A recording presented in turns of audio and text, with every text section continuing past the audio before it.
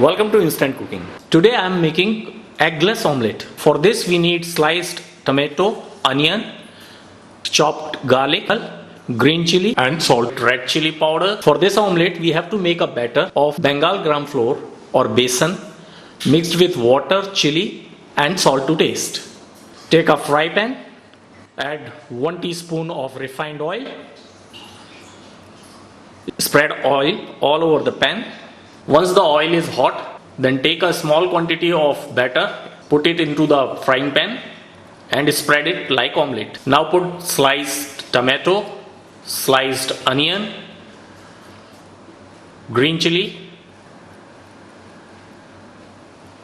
little bit of chopped garlic, very finely chopped garlic. Now sprinkle little bit salt, little bit red chili powder. Cover it and leave it for 2 minutes. After 2 minutes, uncover it and flip it and cook from both sides. Cover it and leave it for 1 minute. And after 1 minute, your eggless omelette is ready. It is very good in taste and rich in protein. So, for my vegetarian friends, please try this eggless omelette. Thank you.